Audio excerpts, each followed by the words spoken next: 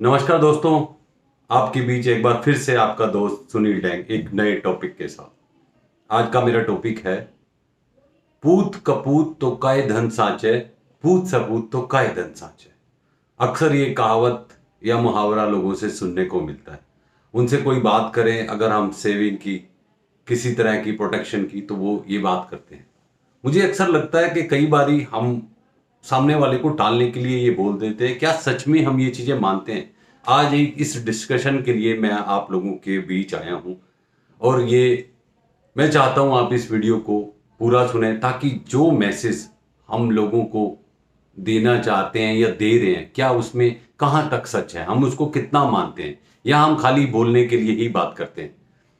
Generally पूछा जाए, लोगों से पूछते हैं कि इसका मतलब क्या है, तो लोग कहते हैं अगर पूत सपूत है तो उसके लिए पैसा जमा करने की जरूरत नहीं है, वो खुद से जमा कर लेगा। और पूत कपूत है तो उसके लिए कितना ही जमा कर लो, वो आपका पैसा उजाड़ देगा।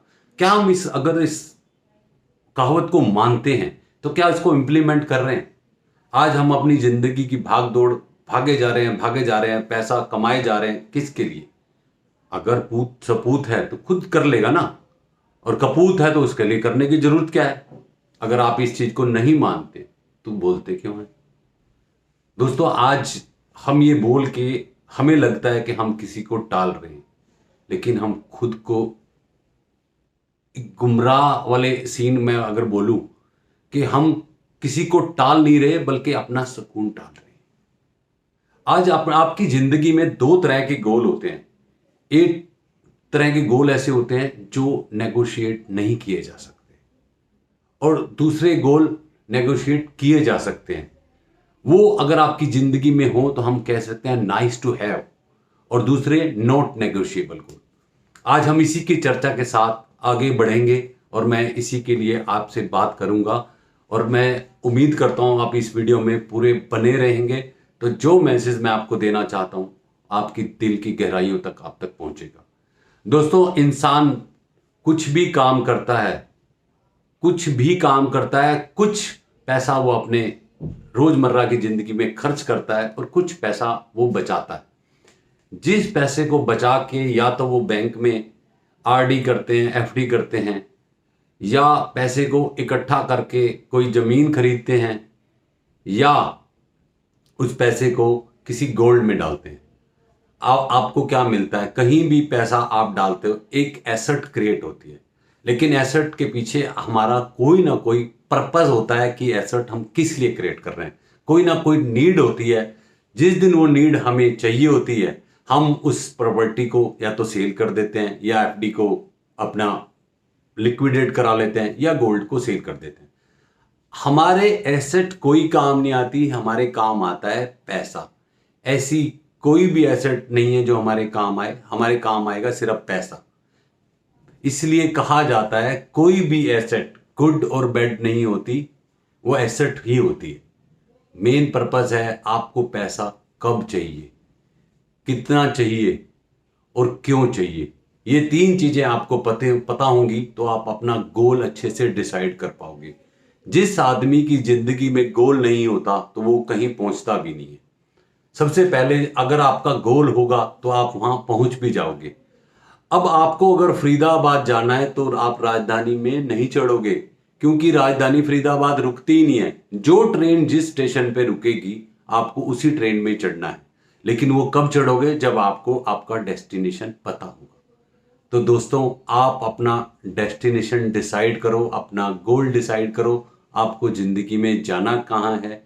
कौन से ऐसे गोल हैं जो आपकी लाइफ में जो आप उनमें नेगोशिएट नहीं कर सकते? जैसे बच्चे का एजुकेशन, बच्चे की मैरिज, आपकी रिटायरमेंट, वाइफ की रिटायरमेंट। ये वो गोल हैं जिनके साथ आप कभी नेगोशिएट नहीं कर सकते। और दूसरे गोल होते हैं नाइस टू हैव। अगर वो हैं तो अच्छा, नहीं है तो उससे ज्यादा फर्क नहीं पड़ने वाला। आपको वर्ल्ड टूर करना है, आपको बड़ी गाड़ी खरीदनी है, आपको बड़ा घर खरीदना है, अगर वो नहीं आए कोई बात नहीं, ले घर है, सब कुछ है, उससे ज्यादा फर्क नहीं पड़ेगा, खुशियों में थोड़ा फर्क पड़ेगा। लेकिन जो गोल आपके लाइफ में नॉट नेगोशिएबल वाले हैं, उसके लिए आपको अपना टारगेट आज से ही डिसाइड करना पड़ेगा। दोस्तों, आज अगर हमें कोई काम नहीं करना होता तो हमारे पास 10 बहाने हैं। आप आज अपने आप को विजुलाइज करके देखो, आज आप जहां बैठे हो और जहां पहुंचना है, कि या तो आपके पास एक ऑप्शन है कि आप सारी जिंदगी काम करो या उस फ्यूचर की प्लानिंग करो। आज आपकी फ्यूचर कॉस्ट है कुछ, आज आप पे करोगे और आज से 20 साल या 15 साल या 12 साल जो भी आपके पास टाइम है आपकी रिटायरमेंट में, आप उसकी फाइनेंशियल नीड निकालो। उस समय आपकी क्या नीड होगी, आज की जो कॉस्ट है आज डालोगे और आज से जो टाइम बचा है उसकी नीड निकालो। जितना डिले करते जाओगे आपकी फाइनेंशियल कॉस्ट बढ़ती जाएगी और फाइनेंशियल नीड आपको कम करनी पड़ेगी। दोस्तों, जितना जल्दी आप इस चीज़ का डिसीजन लेंगे आपके और आपके परिवार के लिए अच्छा होगा। दोस्तों, एक आदमी से मेरा एक दोस्त मिला, उसने इससे पूछा कि आपकी फ्यूचर प्लानिंग क्या है, उसके लिए आप क्या कर रहे हैं। तो उसने कहा काम ही नहीं है, जब से ये कोरोना चला है 3 4 5 महीने हो गए हम लोग खाली बैठे हैं कि रोज सुबह आते हैं चले जाते हैं, ग्राहक ही नहीं है मार्केट में, क्या हम फाइनेंशियल प्लानिंग करेंगे, आज देखें या अपना फ्यूचर देखें। तो उस दोस्त ने कहा अगर काम नहीं है तो एक काम करते हैं, हम 1 महीने के लिए कहीं बाहर चलते हैं, इसका सारा खर्चा मैं उठाऊंगा, आपको कोई खर्चा नहीं उठाना। इसकी शर्त सिर्फ एक ये रहेगी कि आप अपना फ़ोन अभी से स्विच ऑफ कर दोगे, इस 30 दिन तक कोई फ़ोन अटेंड नहीं करोगे और किसी तरह का कुछ नहीं करोगे। तो उस दोस्त को सामने वाले दुकानदार ने बोला कि अच्छा मैं एक फ़ोन अपने घर कर लेता हूँ। उन्होंने कहा नहीं, कोई फ़ोन घर नहीं करना, अभी से ही हम यहाँ से चलेंगे और 30 दिन के बाद वापस आएंगे। जब यहाँ काम नहीं है तो हम लोग बाहर जाके एंजॉय करके आते हैं। बोला ऐसे कैसे हो सकता है यार, घर वाले तो पीछे से चिंता में होंगे, कहाँ गया क्या हो गया। तो सर, जिस दिन आप दुनिया से जाओगे आप कोई फ़ोन कॉल करके नहीं जाओगे। आप उधर से कह रहे हैं काम नहीं है, आपको उधर से डर भी लग रहा है कि 30 दिन में मेरी दुकान का क्या हाल होगा, मेरे परिवार का क्या होगा। अरे आज ये 30 दिन की चिंता कर रहे हैं, जब आप दुनिया से जाओगे तो हमेशा के लिए जाओगे। आज अगर आपने आज ही प्लानिंग नहीं की तो इसका कोई टाइम नहीं होता कि कब ही आने वाली है। आज से अगर आपने प्लानिंग कर दी कि इसके लिए, तो परिवार के लिए भी एक सुरक्षा आपने खरीदी, अगर सब कुछ ठीक ठाक रहा तो आपकी पेंशन उससे लाइफ टाइम आने वाली है। दोस्तों, जिंदगी का मैप है। अगर आपको जयपुर जाना है, आपकी गाड़ी में अगर पेट्रोल कम है तो आपका ध्यान जयपुर के रास्ते को एंजॉय नहीं कर सकते, आप जर्नी को एंजॉय नहीं कर पाओगे। आप आसपास पेट्रोल पंप ही ढूंढते रहोगे कि पेट्रोल पंप में पहले पेट्रोल भरवा लें। यही हमारा लाइफ है। अगर आपने सारी चीज़ें सही ढंग से बैलेंस किया हुआ है तो आप अपने लाइफ की जर्नी को एंजॉय कर पाओगे। लाइफ का जो हमारा मैप है इसके बारे में आपको बताता हूँ। फर्स्ट 22 ईयर्स या 21 ईयर्स आपकी एजुकेशन में जाते हैं, जो कि आपका पूरा सपोर्ट आपकी फैमिली का रहता है। 22 ईयर्स से लेके 25 तक आप किसी सर्विस या जॉब में आते हैं तो आप इंडिपेंडेंट जैसे रहते हैं।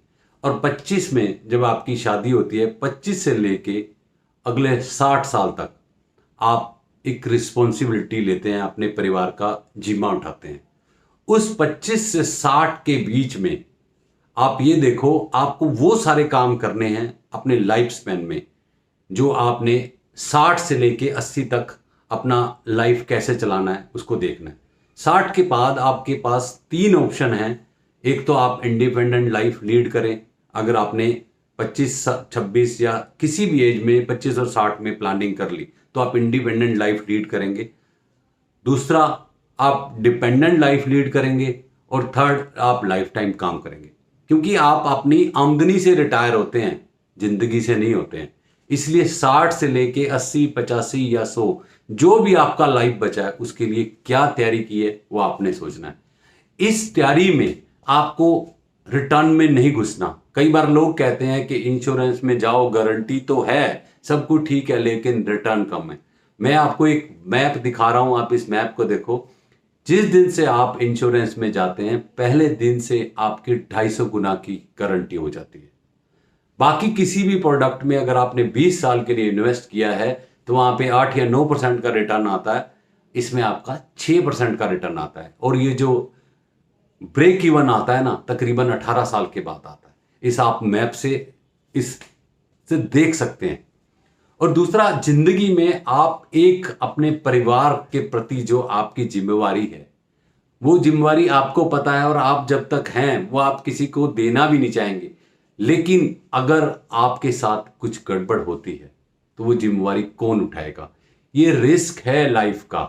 ये आपके पास ऑप्शन है, पूरा रिस्क ट्रांसफर कर दो, आधा कर दो, जितना कर दो, ना कर दो। कैरी करना है कैरी करो। जब आप ये रिस्क कैरी करके चलते हैं, आप अपने पूरे पोटेंशियल से काम नहीं कर पाते। दोस्तों, एक किसी घर में डेथ होती है ना, वो एक डेथ नहीं होती, वो 3 डेथ होती हैं। वो एक डेथ होती है फादर की, एक हस्बैंड की, तीसरा इनकम की। फादर और हस्बैंड की कमी तो कोई इंश्योरेंस पूरी नहीं कर सकता, लेकिन इनकम की कमी इंश्योरेंस पूरी कर सकती। तो हम उस तरफ क्यों अपना रुझान नहीं करते? रोज हमें कहा जाता है कि इस तरफ ध्यान करो। जिस दिन से आप यहाँ पे पैसा डाल लेते हैं और अपने आप को सिक्योर कर देते हैं, उसी दिन से आपके मंथली एक्सपेंस सिक्योर हो जाते हैं। दोस्तों, जो जमीन पे चल रहा होता है उसको किसी प्रकार का कोई खतरा नहीं होता, उसको स्टिक लेके चलने की जरूरत नहीं होती। लेकिन जो रस्सी पे चल रहा है उसको स्टिक की जरूरत होती है, उसको एक सहारे की जरूरत होती है। अगर आपको उसी ऊंचाई पे रहना है तो आपको अपना प्रोटेक्शन लेना पड़ेगा। क्योंकि ऐसा नहीं है अगर आपके साथ कुछ हुआ, आज आपने जो एम्पायर 25-30 सालों में खड़ा किया है, एक झटके में खत्म होता है। दोस्तों, जिस हाइट पे आप अपने परिवार को ले जाना चाहते थे, आप इस मैप से देख सकते हैं कि आप कहां तक, जिस दिन आपको कुछ हुआ उसी दिन से आपके परिवार का स्टैंडर्ड वहीं पे रिस्ट्रिक्ट हो जाएगा या उससे लेवल से गिर जाएगा। लेकिन जो पैसा आप कमा के अपने परिवार को देना चाहते थे, वो पैसा परिवार को नहीं मिलेगा। अगर आप चाहते हैं वो पैसा आपके परिवार को मिले, तो जब भी आप अपना एग्जिट प्लान डिसाइड कर रहे हैं, उतने पैसे को सिक्योर कर लीजिए। इंश्योरेंस कंपनियां आपकी इनकम के और आपकी हेल्थ के हिसाब से उसको सिक्योर कर देती हैं। दोस्तों, जिस दिन भी आपके साथ कुछ गड़बड़ होती है, आपके पीछे आपका बेटा, बेटी या वाइफ आपके बिजनेस को संभालने की कोशिश करते हैं, लेकिन वो नहीं संभाल पाते, क्योंकि आपके साथ आपका इंटेलिजेंस, इंटेलेक्ट, स्किल, आपका ब्रांड, आपका टैलेंट, आपका एक्सपीरियंस सारा चला जाता है, जो आपके परिवार के पास नहीं होता। ऐसा ना होने की वजह से 89% कंपनियां बंद हो जाती हैं, क्योंकि ऐसी कोई प्लानिंग की नहीं गई थी। आज आप अपनी वैल्यू के इक्विवेलेंट आप अपना इंश्योरेंस कराओ। जितनी फ्यूचर वैल्यू आप अपने परिवार को कमा के देना चाहते हैं, उसका इक्विवेलेंट इंश्योरेंस ले लो। जो इंश्योरेंस आपको 1% से लेके 7% के बीच आपको मिलता है। आप अपने इंश्योरेंस एडवाइजर से मिलके आप अपनी एज के हिसाब से 1% देना चाहते हैं, 2 देना चाहते हैं, 3 देना चाहते हैं, 7% तक, ये अलग अलग तरह की कवरेजेस होते हैं जो आप अपने परिवार को प्रोटेक्ट कर सकते हैं और अपनी जिंदगी को बेहतर गुजार सकते हैं। आप अपनी लाइफ की जर्नी को भी अच्छे से एंजॉय करेंगे। और एक सबसे बड़ी बात है sir, good financial discipline create income, but